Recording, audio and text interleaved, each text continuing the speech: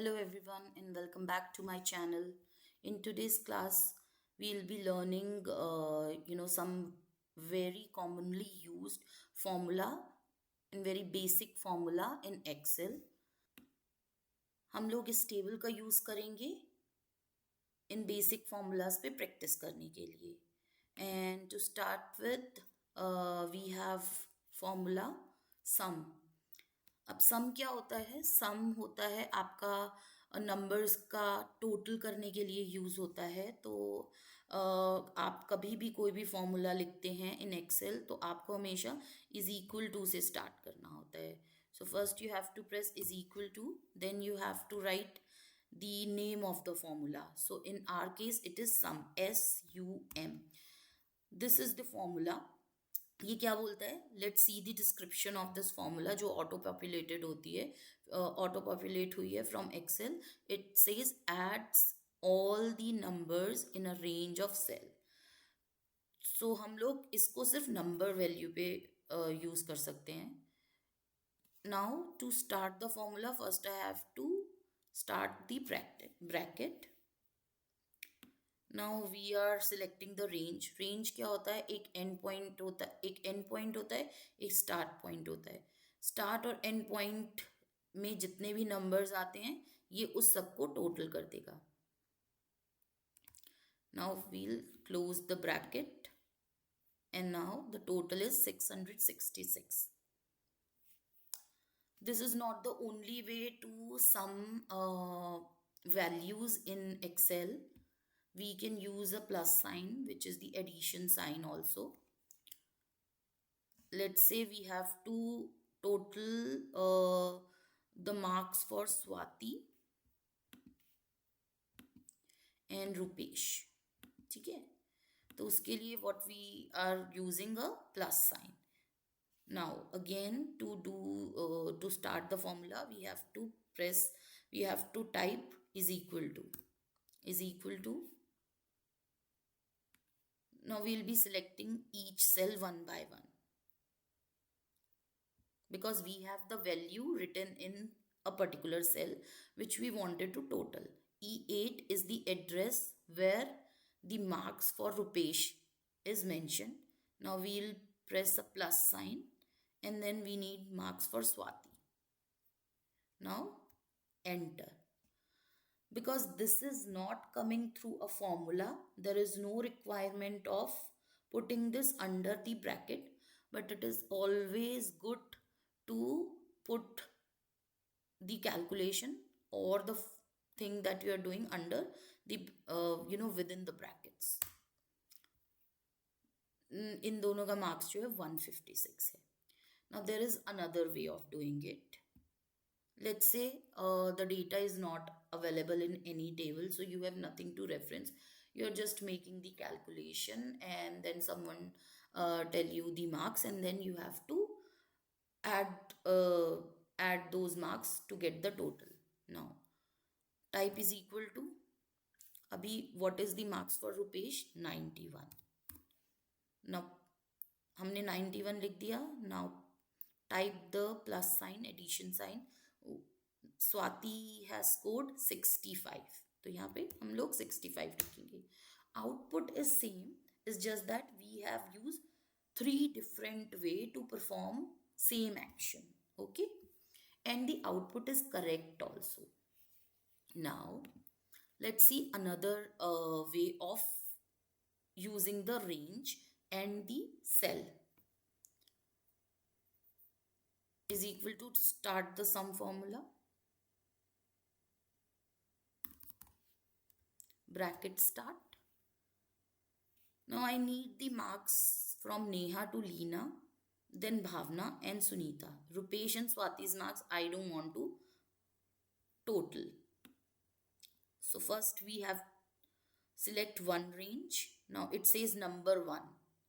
Number 1 is our first range.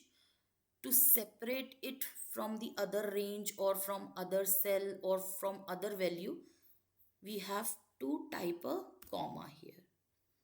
Now number 2 has been bold.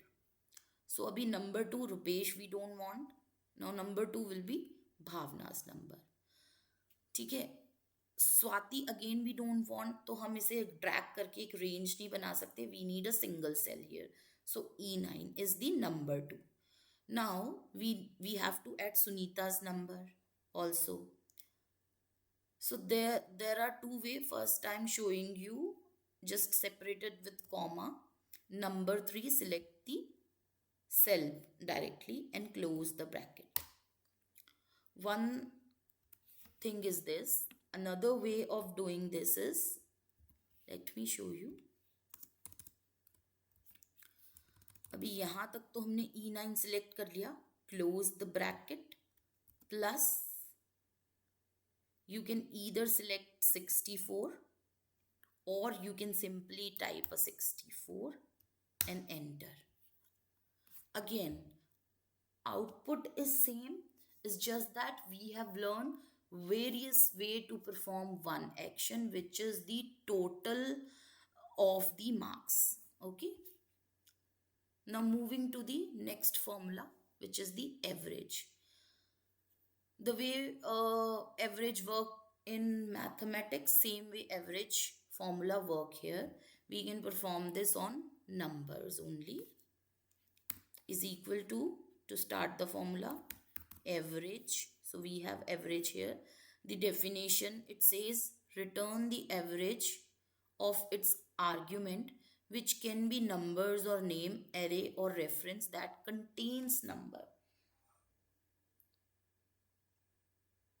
सो यहाँ पे ये क्या कहते हैं कि आप ये फॉर्मूला तो आपका सिर्फ नंबर पे वर्क करेगा, बट आप किसी ऐसे डेटा पे भी इसे अप्लाई कर सकते हैं जिसमें आपके पास नंबर्स भी हैं और टेक्स्ट भी है, नेम्स भी हैं. ठीक है, तो एवरेज लिया हमने. First we'll apply it on numbers only. हमने ये देखा, इसका है 74. तो एवरेज का फॉर्मूला क्या होता है? Basically total divided by the count, यही होता है. ये है हमारा काउंट है इसका 9. अगर हम ये जो टोटल हमने किया था is equal to this divided by 9, तो आउटपुट सेम आता है, मतलब एवरेज का फॉर्मूला करेक्टली वर्क कर रहा है. बट क्या एवरेज का फॉर्मूला इन नेम्स पे या टेक्स्ट पे काम करेगा? Let's see.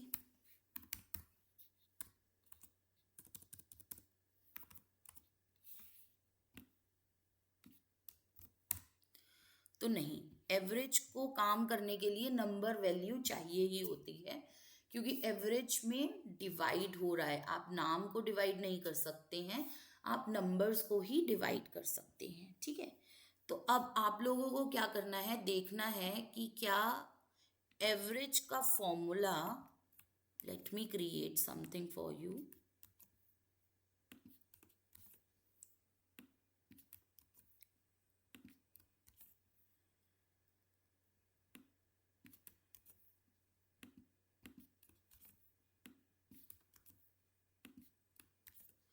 अब आप लोगों को चेक करना है कि क्या एवरेज का फॉर्मूला इस तरीके के डेटा पे काम करेगा.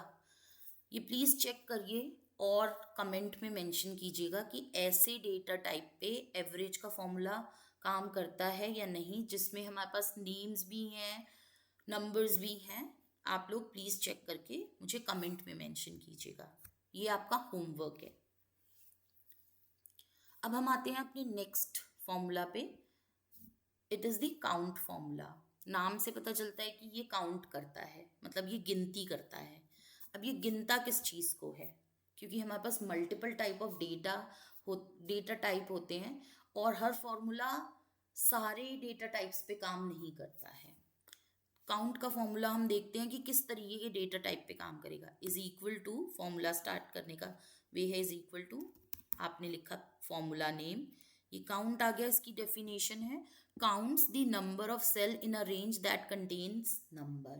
तो ये सिर्फ उन्हीं सेल से आपको आउटपुट देगा जिनमें आपके पास नंबर्स हैं. आपने काउंट लिखा, ब्रैकेट स्टार्ट किया, तो पहले तो हमारे पास यहाँ पे नंबर है. लेट्स सी हमें क्या मिलता है. तो ये हमारे पास टोटल 9 है, सीक्वेंस भी आ रहा है 9, तो 9 आ गया, सही है. Is equal to count. देखते हैं यहाँ पे क्या होता है. यहाँ पे नंबर नहीं था तो इसने काउंट नहीं दिया। आपका नेक्स्ट होमवर्क क्या है, अब आपको चेक करना है क्या ऐसे डेटा टाइप में काउंट काम करता है या नहीं। ठीक है, अब हम जंप करते हैं to our next formula which is count A. लिखते हैं इसे, is equal to count A. Count A की डेफिनेशन है counts the number of cell in a range that are not empty. ठीक है, तो काउंट ए लिखते हैं। अब इसको करते हैं,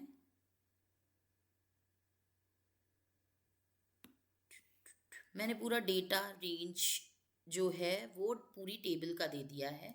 अब देखते हैं इसकी कितने काउंट करता है। तो 50, हमारे पास 50 सेल हैं जिसमें डेटा ब्लैंक नहीं है।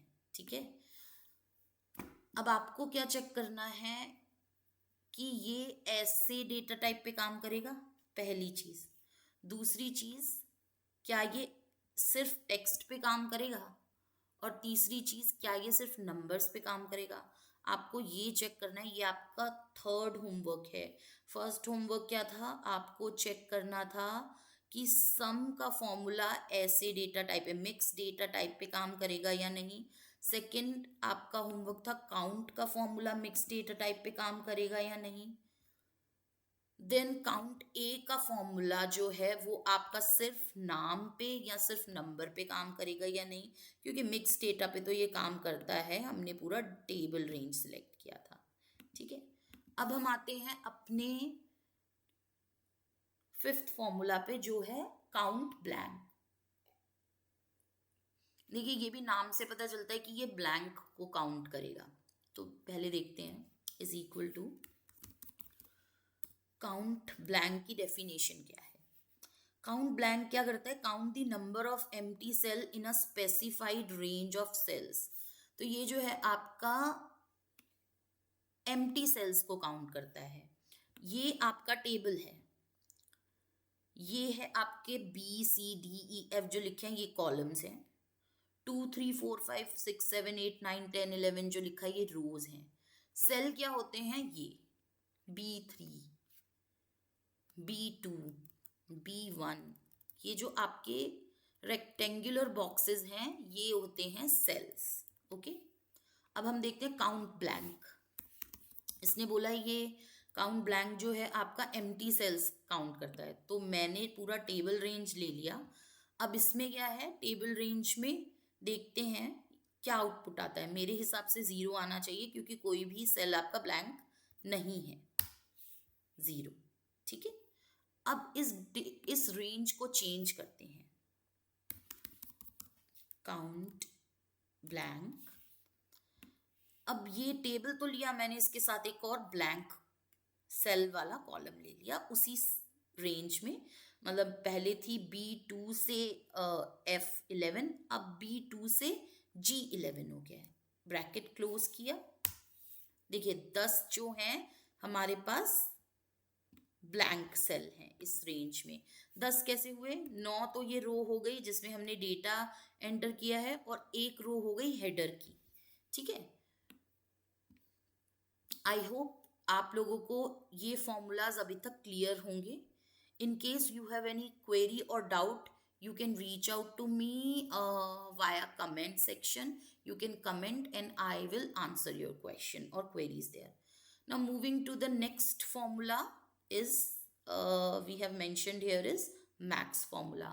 Max और min, max min same work करते हैं जैसे हम किसी भी नंबर से मैक्सिमम और मिनिमम वैल्यू एक्सट्रैक्ट करते हैं इन मैथमेटिक्स। सेम वे ये यहाँ पे काम करते हैं। तो ये नंबर पे काम करता है, इसके लिए हमें मार्क्स का कॉलम चाहिए होगा। और we can also use this serial number column here because these are also number values. So पहले हम देखते हैं इसकी डेफिनेशन क्या है। एज पर एक्सेल इज इक्वल टू से स्टार्ट किया, मैक्स लिखा, it returns the largest value in a set of value, ignores logical value and text। तो अगेन ये नंबर्स पे काम करेगा, ये लॉजिकल और टेक्स्ट वैल्यू पे काम नहीं करता। Now to apply this formula we have we have to put a bracket after the name of the formula. Now we have to give it a range. आप numbers भी दे सकते हैं between like 5 number, what is the maximum number, or you can give it a range also. तो इन सब में जो है हमारे पास हाईएस्ट है 91, इसने हमें 91 दे दिया. देखते हैं what is the lowest, because it max is the highest and minimum is the lowest, is equal to min returns the smallest value in a set of values. ठीक है, तो ये हमारे पास स्मॉलेस्ट वैल्यू लेके आएगा. इसमें देखते हैं स्मॉलेस्ट कौन सी है. सो 63 is the smallest. There are other formulas also to perform the same task. Output remain the same, it's just that the approach that we are taking is different with those formulas. तो अभी these are the basics formula. तो अगर आप किसी interview में जाते हैं जहाँ पे आपको एक टेबल दिया जाता है या डेटा सेट दिया जाता है जिसमें आपको बोला जाता है फाइंड द मैक्स और मिन, तो और दी हाईएस्ट और दी स्मॉलेस्ट, लोएस्ट और the highest value. So you can apply max and मिन formula if you have a number values given in a particular data set जहाँ पे आपको इसे यूज करना है. ठीक है, सेम वे अगर आपको टोटल करना है तो आप सम का फॉर्मूला यूज कर सकते हैं. आप सेल्स को 1 by 1 सिलेक्ट कर सकते हैं. आप जो है अगर डेटा सेट नहीं है तो आपके पास जस्ट वैल्यू है तो उन वैल्यूज को डायरेक्टली लिख सकते हैं, जैसे यहाँ पे मैंने लिखा हुआ है. उसके अलावा we have a way of breaking the ranges and do the total together. उसके अलावा इस तरीके से भी आप कर सकते हैं. ठीक है, so there are several way, just that आपका आउटपुट सही आना चाहिए.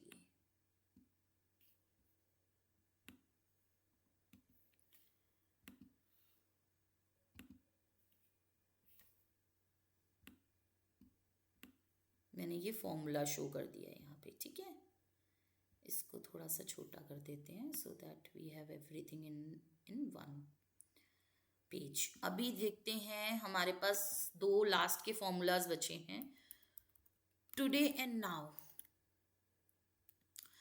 टुडे क्या देता है आपको, टुडेज डेट,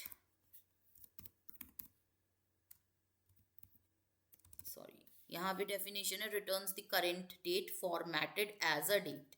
ठीक है, if you remember from the last the first session we have learn that date is also Excel reads the date as number only. तो वो नंबर की तरह ही एक्सेल जो है डेट को रीड करता है, बट डेट जो है वो हमें दिखने में डेट की तरह दिखती है, वो सिंपल नंबर नहीं दिखता. राइट, तो अभी टुडे का फॉर्मूला जो है वो आपको डेट की तरह दिखने वाली डेट देगा, वो नंबर नहीं देगा आपको. तो अभी अगर मुझे देखना है कि टुडेज डेट क्या है, तो यहाँ पे अभी मैंने फॉर्मूला लगा रखा है, इसको मैं वापस से हटा देती हूँ. ये मुझे देगा 8/3/2025, 18/3/2025. So today is